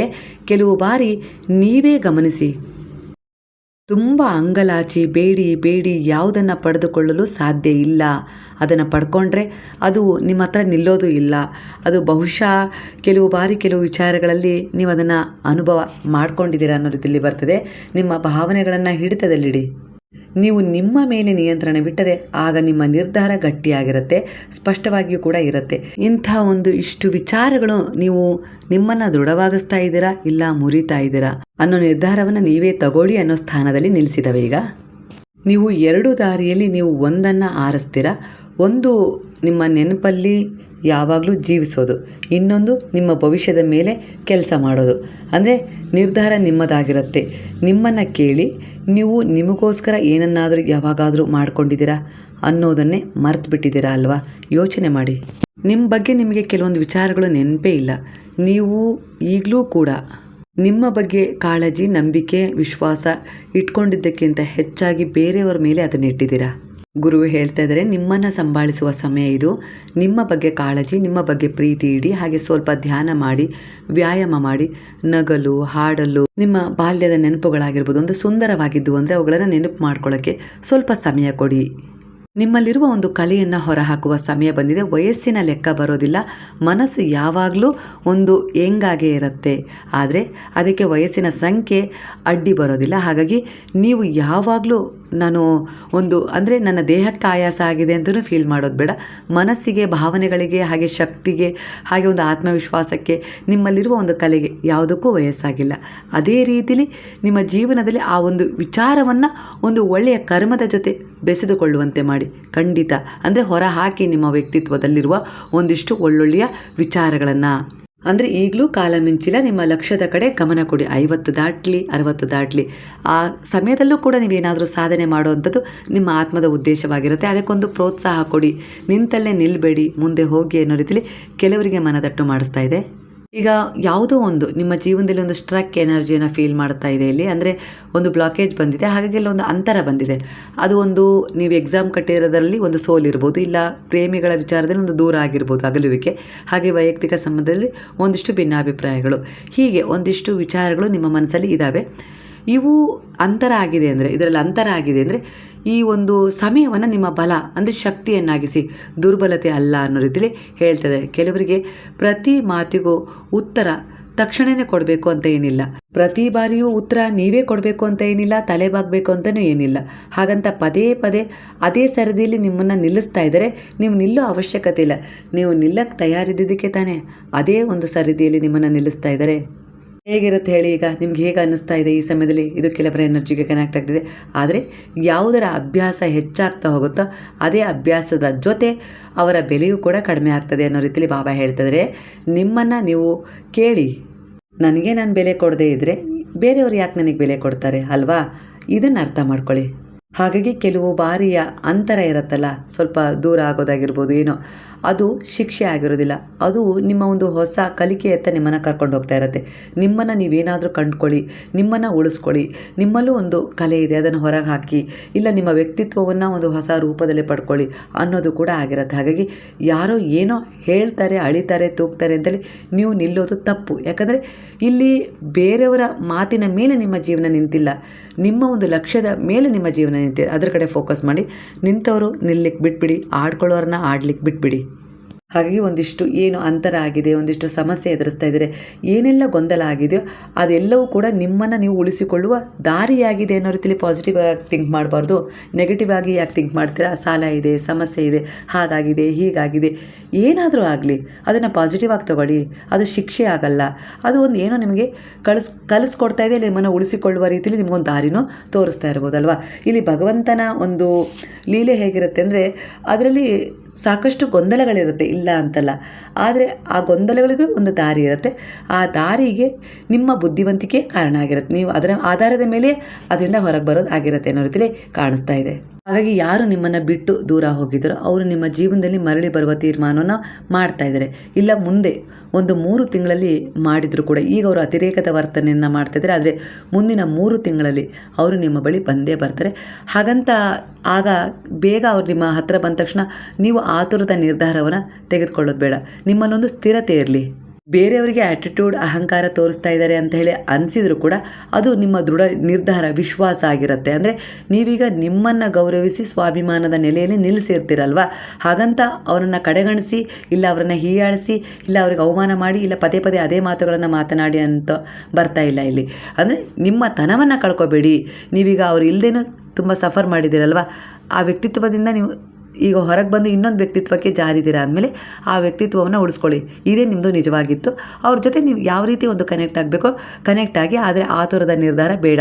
ಕೆಲವು ಬಾರಿ ಅವರು ನಿಮ್ಮ ಮೇಲಿನ ಪ್ರೀತಿಗಾಗಿ ಅಲ್ಲ, ಒಂಟಿತನವನ್ನು ಸಹಿಸ್ಕೊಳ್ಳೋಕ್ಕಾಗದೆ ಬಂದಿರ್ತಾರೆ ಅನ್ನೋ ರೀತಿಯಲ್ಲೂ ಕೂಡ ಇಲ್ಲಿ ಕನೆಕ್ಟ್ ಆಗ್ತದೆ. ಹಾಗಾಗಿ ಅವರ ಮಾತಿನ ಮೇಲೆ ಲಕ್ಷ್ಯ ಇಡದೆ, ಅವ್ರು ಏನೇನೋ ಹೇಳ್ತಾ ಇರ್ತಾರೆ ಅದ್ರ ಬಗ್ಗೆ ಲಕ್ಷ್ಯ ಕೊಡದೆ ಅವರ ವರ್ತನೆಯ ಬಗ್ಗೆ ಸ್ವಲ್ಪ ಗಮನ ಹರಿಸಿ. ನಿಜವಾದ ಒಂದು ಬದಲಾವಣೆ ಬಂದಿದೆಯಾ, ಇಲ್ಲವೇ ಕೇವಲ ಮನಸ್ಥಿತಿ ಬದಲಾಗಿದೆಯಾ, ಈಗಿನ ಪರಿಸ್ಥಿತಿಗೆ ಅನಿವಾರ್ಯವಾಗಿ ನನ್ನನ್ನು ಬಳಸ್ಕೊಳ್ಳೋಕ್ಕೆ ಅನ್ನೋದ್ರ ಕಡೆ ಸ್ವಲ್ಪ ಗಮನ ಹರಿಸಿ. ನಿಮಗೆ ಅವರನ್ನು ಅಳೆದು ತೂಗುವ ಅರ್ಹತೆ ಇದೆ. ಅಂದರೆ ಯಾರನ್ನೂ ಜಡ್ಜ್ ಮಾಡಬಾರ್ದು, ಆದರೆ ನಿಮ್ಮ ಎದುರಿಗೆ ಯಾರು ಬಂದಿದ್ದಾರೆ, ಯಾವ ಮನಸ್ಥಿತಿಯನ್ನು ಇಟ್ಕೊಂಡು ಅದನ್ನು ತಿಳಿದುಕೊಳ್ಳುವ ಶಕ್ತಿಯಂತೂ ಗುರುವಿನ ಶರಣದಲ್ಲಿ ಬಂದ ಮೇಲೆ ನಿಮಗೆ ಬಂದಿದೆ. ಹಾಗಾಗಿ ಇದೊಂದು ಎಚ್ಚರಿಕೆ ಕೊಡ್ತಾ ಇದ್ದಾರೆ ಗುರುವು. ಯಾಕೆ ಈ ರೀತಿ ಪರೀಕ್ಷೆ ಮಾಡಿ ಅನ್ನೋ ರೀತಿಯಲ್ಲಿ ಬರ್ತಾ ಇದೆ ಅಂದರೆ, ಅವರಲ್ಲಿ ನಿಜವಾದ ಬದಲಾವಣೆ ಆಗಿದರೆ ಅದು ನಿಮಗೆ ಕಂಡು ಬರುತ್ತೆ. ಅಂದರೆ ನಿಜವಾದ ಬದಲಾವಣೆ ಅದು ಶಬ್ದಗಳಿಂದಲ್ಲ, ಅಭ್ಯಾಸ, ನಡೆ ನುಡಿಯಿಂದ ನಿಮಗೆ ಬದಲಾಗಿರುತ್ತೆ, ಅದು ಕಾಣಿಸುತ್ತೆ. ಹಾಗಾಗಿ ನಡೆ ನುಡಿ ಹಾಗೆ ಅಭ್ಯಾಸವನ್ನು ನೋಡಿ, ಅವರ ಮಾತನ್ನ ಮೇಲೆ ಗಮನ ಕೊಡಬೇಡಿ.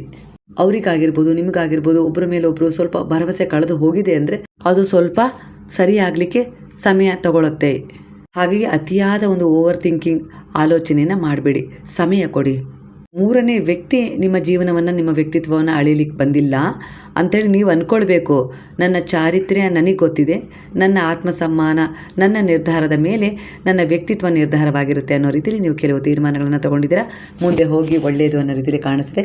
ನಿಮಗೆ ಇಲ್ಲಿ ಅನ್ನಿಸ್ತಾ ಇದೆ ಅವರನ್ನು ಪೂರ್ಣವಾಗಿ ಮರ್ತಿದ್ದೀರಾ, ಆದರೂ ಆಕಸ್ಮಿಕವಾಗಿ ಅವರು ನೆನಪು ಬರ್ತಾ ಇದೆ. ಅಂದರೆ ಯಾಕೆ ಈ ರೀತಿ ಆಗ್ತಾ ಇದೆ ಅಂದರೆ ಅವರನ್ನು ನೀವು ಸಂಪೂರ್ಣವಾಗಿ ಮರ್ತೇ ಇಲ್ಲ, ನೀವು ಭೌತಿಕವಾಗಿ ಹೇಳ್ತಾ ಇದ್ದೀರಾ. ಹಾಗಾಗಿ ಈ ರೀತಿ ವಿಚಾರ ಕನೆಕ್ಟ್ ಆಗ್ತಿದೆ. ಒಂದು ಪ್ರಯಾಣದ ಸಿದ್ಧತೆ ಮಾಡ್ತಾ ಇದ್ರೆ ಖಂಡಿತ ಆ ಪ್ರಯಾಣ ಸುಖಕರವಾಗಿರುತ್ತೆ. ಒಂದು ಹೊಸ ವಸ್ತು, ಒಂದು ಹೊಸ ವಿಚಾರ, ಒಂದು ಖರೀದಿಯ ನಡೀತಾ ಇದೆಯಲ್ಲ ಆ ವಿಚಾರ, ಅದ್ರ ಬಗ್ಗೆ ಇನ್ನು 1 ತಿಂಗಳು ಮುಂದೂಡಲೇಬೇಕು. ನಂತರ ಅದರಲ್ಲಿ ತಿರುವು ಸಿಗುತ್ತೆ. ಆಗ ಅದರಲ್ಲಿ ನೀವು ಮುಂದುವರಿರಿ. ಯಾಕಂದರೆ ಈ ತಕ್ಷಣದ ನಿರ್ಧಾರ ಸರಿ ಇಲ್ಲ, ಆತುರ ಬೇಡ ಖರೀದಿ ಮಾಡಲಿಕ್ಕೆ. ಹಳೆಯ ನೋವು, ಬೇಸರ, ಒಂದಿಷ್ಟು ಪಶ್ಚಾತ್ತಾಪಗಳನ್ನು ಬಿಡುವ ಸಮಯ ಬಂದಿದೆ. ಬದಲಾವಣೆಯನ್ನು ವಿರೋಧಿಸೋದಕ್ಕಿಂತ ಅದನ್ನು ಸ್ವೀಕರಿಸಿದರೆ ಮನಸ್ಸಿಗೆ ಶಾಂತಿ ಸಿಗುತ್ತೆ ಅನ್ನೋ ರೀತಿಯಲ್ಲಿ ಗುರು ಹೇಳ್ತಿದ್ದಾರೆ. ಪ್ರತಿಯೊಂದು ಅನುಭವ ಜೀವನದ ಒಂದು ಪಾಠ ಅನ್ನೋ ರೀತಿಯಲ್ಲಿ ಬರ್ತಾಯಿದೆ. ಇಲ್ಲಿ ಪ್ರತಿಯೊಂದು ವಿಷಯವೂ ನಿಮ್ಮ ಸಮಯಕ್ಕೆ ನಡೆಯೋದಿಲ್ಲ. ಅದಕ್ಕೋಸ್ಕರ ನೀವು ಕೋಪಗೊಳ್ಳೋದು ಬೇಡ. ಕೆಲವೊಮ್ಮೆ ಕಾಯುವುದು, ಸಹನೆ ಇಡುವುದು ಮತ್ತು ನಂಬಿಕೆ ಇಡುವುದು ಒಂದು ಶಕ್ತಿಯಾಗಿರುತ್ತೆ. ಆ ಶಕ್ತಿಯ ಪರಿಶೀಲನೆ ಅಂದರೆ ಪರೀಕ್ಷೆಯ ರೂಪದಲ್ಲಿ ಇಲ್ಲಿ ನಡೀತಾ ಇದೆ. ಹಾಗಾಗಿ ನಿಮ್ಮ ಮೇಲೆ ಒಂದು ದೃಢ ವಿಶ್ವಾಸವಿಟ್ಟು ಮುಂದೆ ಸಾಗಿ. ಜೀವನದಲ್ಲಿ ಹೊಸ ಅವಕಾಶಗಳು ಬರಲು ನಿಮ್ಮ ಮನಸ್ಸು ತೆರೆದಿಡಿ. ಯಾಕಂದರೆ ಬರ್ತಾ ಇದ್ದಾವೆ, ಅವುಗಳನ್ನು ಸ್ವೀಕರಿಸಿ ಅನ್ನೋ ರೀತಿಯಲ್ಲಿ ಗುರು ಹೇಳ್ತಿದ್ದಾರೆ. ನಿಮ್ಮ ಮನಸ್ಸಿಗೆ ಶಾಂತಿ ಮತ್ತು ಸ್ಪಷ್ಟತೆ ದೊರಕುತ್ತೆ. ಹಳೆಯ ಭಾರಗಳನ್ನು ಬಿಟ್ಟು ಹೊಸ ಆರಂಭವನ್ನು ಸ್ವೀಕರಿಸುವ ಧೈರ್ಯ ಮಾಡಿದರೆ ಗುರು ಅದಕ್ಕೆ ಸಾಥ್ ಕೊಡ್ತಾ ಇದ್ದಾರೆ. ಹಾಗೆ ಹಳೆಯ ಒಂದಿಷ್ಟು ಭಾರಗಳನ್ನು ಬಿಟ್ಟು ಹೊಸ ಆರಂಭವನ್ನು ಸ್ವೀಕರಿಸುವ ಧೈರ್ಯ ಕೂಡ ನಿಮಗೀಗ ಯಾವ ರೀತಿ ಸಿಕ್ಕಿದೆ ಅಂದರೆ ಅದು ಗುರುವಿನ ಎನರ್ಜಿಗೆ ನಿಮ್ಮ ಎನರ್ಜಿ ಕನೆಕ್ಟ್ ಆದಮೇಲೆ. ಹಾಗೆ ನೀವೀಗ ಹಿಂದಿನಂತೆ ದುರ್ಬಲರಲ್ಲ, ನನ್ನಿಂದನೂ ಕೂಡ ಸಾಧ್ಯ ಅನ್ನೋ ರೀತಿಯಲ್ಲಿ ಹೋರಾಟ ಮಾಡ್ತಿದ್ರೆ ಆ ಹೋರಾಟದ ಜೊತೆ ಗುರು ನಿಂತಿದ್ದಾರೆ.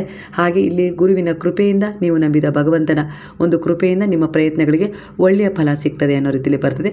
ಹಾಗೆ ನಿಮ್ಮ ಪಿತೃಗಳನ್ನು ನೆನಪಿಸಿಕೊಂಡು ಅವರ ಹೆಸರಿನಲ್ಲಿ ಏನಾದರೂ ಒಂದು ದಾನ ಧರ್ಮದ ಸೇವೆಯನ್ನು ಮಾಡಿ. ಯಾಕಂದರೆ ಅವರು ಈ ಸಮಯದಲ್ಲಿ ನಿಮ್ಮನ್ನು ನೆನಪು ಮಾಡ್ಕೊಳ್ತಾ ಇದ್ದಾರೆ ಅನ್ನೋ ರೀತಿಯಲ್ಲಿ ಕೆಲವರ ಎನರ್ಜಿಗೆ ಕನೆಕ್ಟ್ ಆಗ್ತದೆ.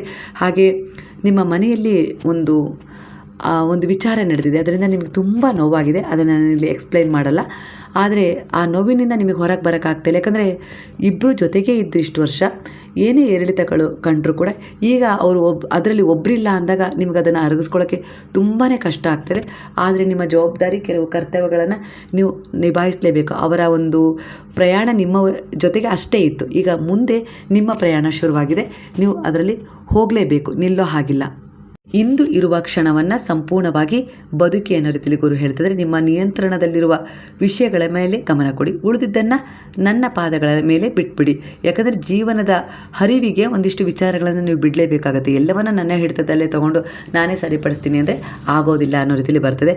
ಕೋಪ, ಅಸೂಯೆ, ಹಳೆಯ ನೋವುಗಳನ್ನು ನಿಧಾನವಾಗಿ ಬಿಡುವ ಅಭ್ಯಾಸವನ್ನು ಧ್ಯಾನದ ಮೂಲಕ, ಪೂಜೆಯ ಮೂಲಕ ಮಾಡ್ಕೊಂಡಿದ್ದೀರಾ. ಪ್ರತಿದಿನ ನಾಮಸ್ಮರಣೆ ಮಾಡ್ತಿದ್ದೀರಾ. ಇದರಿಂದ ನಿಮ್ಮ ಮನಸ್ಸಿಗೆ ತುಂಬ ಆ ಪ್ರಾರ್ಥನೆ, ಆ ಒಂದು ಧ್ಯಾನ ನಿಮ್ಮನ್ನು ಹೀಲ್ ಮಾಡ್ತಾ ಇದೆ ಅನ್ನೋ ರೀತಿಯಲ್ಲಿ ಕನೆಕ್ಟ್ ಆಗ್ತದೆ. ಕುಟುಂಬದೊಂದಿಗೆ ಪ್ರೀತಿಯಿಂದ ಮಾತನಾಡುವ ಅಭ್ಯಾಸ ಮಾಡ್ಕೊಳ್ಳಿ. ಎದುರಿಗಿರೋರು ಹೇಗೆ ಇರಲಿ, ಅದು ಅವರ ವರ್ತನೆ, ಕರ್ಮ. ನಿಮ್ಮ ವರ್ತನೆಯನ್ನು ಅವರಿಗೋಸ್ಕರ ಬದಲಾಯಿಸ್ಕೊಳ್ಳೋದು ಬೇಡ. ನಿಮ್ಮ ಕರ್ತವ್ಯ ಅನ್ನೋ ರೀತಿಯಲ್ಲಿ ಮಾತನಾಡಿ ನಿಮ್ಮ ಒಂದು ಏನು ಕೆಲಸ ಇರುತ್ತಲ್ಲ ಅದನ್ನು ಮಾಡ್ಕೊಳ್ಳಿ ಅನ್ನೋ ರೀತಿಯಲ್ಲಿ ಕೆಲವರಿಗೆ ಬರ್ತಾಯಿದೆ. ಏಕೆಂದರೆ ಈಗಿನ ಪರಿಸ್ಥಿತಿ ಅದಾಗಿರ್ಬೋದು. ಸಣ್ಣ ಮಾತುಕತೆಗಳು ಕೂಡ ದೊಡ್ಡ ಬದಲಾವಣೆನ ತರುತ್ತೆ. ಹಾಗಾಗಿ ನಿಮ್ಮ ಒಂದು ಸಣ್ಣ ಪುಟ್ಟ ಒಂದಿಷ್ಟು ಬುದ್ಧಿವಂತಿಕೆ, ಸಹನೆ, ಕೃತಜ್ಞತೆ ತುಂಬಿದ ಮಾತುಕತೆಗಳು ಒಂದು ಕುಟುಂಬವನ್ನು, ಅದರಲ್ಲಿರುವ ಒಂದಿಷ್ಟು ವ್ಯಕ್ತಿಗಳನ್ನು ಬದಲಾಯಿಸ್ಬೋದು.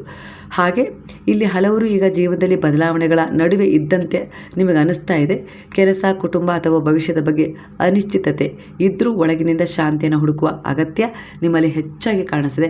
ಕೆಲವರು ಹಳೆಯ ನೋವಿನಿಂದ ಹೊರಬಂದು ಹೊಸ ಆರಂಭದತ್ತ ಸಾಗಲು ಸಿದ್ಧರಾಗಿಬಿಟ್ಟಿದ್ದೀರಾ. ಪ್ರಯತ್ನ ಅಂದರೆ ನಾನು ಒಂದು ದಾರಿಯನ್ನು ಈಗ ಮುಚ್ಚಿ ಇನ್ನೊಂದು ದಾರಿ ಕಡೆ ನಾನು ಹೋಗಲೇಬೇಕು, ಎರಡೂ ದಾರಿಯಲ್ಲಿ ನಾನು ಕಾಲಿಟ್ಟು ನಡೆಯೋದು ಅಸಾಧ್ಯ ಅನ್ನೋ ರೀತಿಯಲ್ಲಿ ತೀರ್ಮಾನ ಮಾಡ್ಕೊಂಡಿದ್ದೀರಾ. ಕುಟುಂಬದಲ್ಲಿ ಒಂದಿಷ್ಟು ಭಿನ್ನಾಭಿಪ್ರಾಯಗಳು ಬಂದರೂ ಪ್ರೀತಿಯಿಂದ ನೀವು ಮಾತನಾಡಿದರೆ ಪರಿಹಾರ ಸಿಗುವ ಸಾಧ್ಯತೆ ಹೆಚ್ಚಿರುತ್ತೆ. ಒಬ್ಬರನ್ನೊಬ್ಬರು ಅರ್ಥ ಮಾಡಿಕೊಳ್ಳೋದು ಮತ್ತು ಕ್ಷಮಿಸೋದು, ಈ ಮನೋಭಾವ ನಿಮ್ಮ ಸಂಬಂಧವನ್ನು ಗಟ್ಟಿಗೊಳಿಸುತ್ತೆ. ಹಾಗಾಗಿ ತುಂಬ ಅದನ್ನೇ ಹಿಡ್ಕೊಂಡು ಉದ್ದ ಮಾಡ್ಕೊಳ್ಳೋದು ಬೇಡ ಅನ್ನೋ ರೀತಿಯಲ್ಲಿ ಬಾಬಾ ಹೇಳ್ತಿದ್ದಾರೆ. ಎಲ್ಲವನ್ನು ಒಬ್ಬರೇ ಹೊರುವ ಬದಲು ಜವಾಬ್ದಾರಿಗಳನ್ನು ಹಂಚಿಕೊಂಡ್ರೆ ಮನೆಯ ವಾತಾವರಣ ಹಗುರ ಆಗುತ್ತೆ. ಅದ್ರ ಬಗ್ಗೆ ಸ್ವಲ್ಪ ಗಮನ ಹರಿಸಿ. ಶತ್ರುಗಳ ವಿಚಾರ ನಿಮ್ಮ ಮೇಲೆ ಒಂದಿಷ್ಟು ಪ್ರಭಾವ ಬೀರ್ತಾನೆ ಇದೆ. ಅದನ್ನು ತಡಿಲಿಕ್ಕೆ ಸಾಧ್ಯ ಇಲ್ಲ. ಆದರೆ ನೀವು ಮಾತ್ರ ನಿಮ್ಮ ದೃಷ್ಟಿಕೋನ ಲಕ್ಷ್ಯದ ಕಡೆ ಹೋಗ್ತಾ ಇದ್ದರೆ, ಅದ್ರ ಕಡೆ ಗಮನ ಕೊಡದೇ ಇದ್ದರೆ, ಆ ಗಮನ ಕೊಡದೇ ಇರೋದೇ ಅದನ್ನು ತಡೆಯುತ್ತೆ. ಹಾಗಾಗಿ ನೀವು ಯಾವತ್ತೂ ಅದ್ರ ಕಡೆ ತಿರುಗಿ ನೋಡೋದು ಬೇಡ. ಮುಂದೆ ಹೋಗ್ತಾ ಇದ್ದೀರಾ ತಾನೇ, ಮುಂದೆ ಹೋಗಿ. ಸ್ವಲ್ಪ ದಿನ ಅದು ಒಂದು ನಿಮ್ಮ ಮೇಲೆ ಅತಿಕ್ರಮಣ ಮಾಡಿದ ಹಾಗೆ ಅನುಭವ ಆಗ್ಬೋದು, ನಿಮಗೆ ಫೀಲ್ ಆಗುತ್ತೆ, ಭಯ ಆಗುತ್ತೆ, ಏನಾಗ್ಬಿಡುತ್ತೋ ಅನ್ನೋ ರೀತಿಲಿ. ಆದರೆ ಅದೇನೂ ಆಗೋದಿಲ್ಲ, ಬಾಬಾ ನಿಮ್ಮ ಜೊತೆಗಿದ್ದಾರೆ. ನಿಮ್ಮ ಎನರ್ಜಿಗೆ ಇವತ್ತಿನ ಎನರ್ಜಿ ಕನೆಕ್ಟ್ ಆಗಿ ಬಾಬಾರವರ ಒಂದು ಮಾರ್ಗದರ್ಶನ ನಿಮ್ಮ ಮನಸ್ಸಿಗೆ ಹಿಡಿಸಿದೆ ಅಂದರೆ ಕೃತಜ್ಞತಾಪೂರ್ವಕವಾಗಿ ಅವರಿಗೆ ಸಾಯಿರಾಮ್ ಅಂತ ಹೇಳಿ ಕಮೆಂಟ್ ಮಾಡೋದನ್ನು ಮರಿಬೇಡಿ. ಹಾಗಾದರೆ ಎಲ್ಲರೂ ಸೇರಿ ಹೇಳೋಣವಾ? ಹರೇ ರಾಮ ರಾಮ ರಾಮ ಹರೇ ಹರೇ, ಹರೇ ಕೃಷ್ಣ ಕೃಷ್ಣ ಕೃಷ್ಣ ಹರೇ ಹರೇ, ಹರೇ ಸಾಯಿ ಸಾಯಿ ಸಾಯಿ ಹರೇ ಹರೇ, ಹರೇ ಬಾಬಾ ಬಾಬಾ ಬಾಬಾ ಹರೇ ಹರೇ, ಹರೇ ದತ್ತ ದತ್ತ ದತ್ತ ಹರೇ ಹರೇ.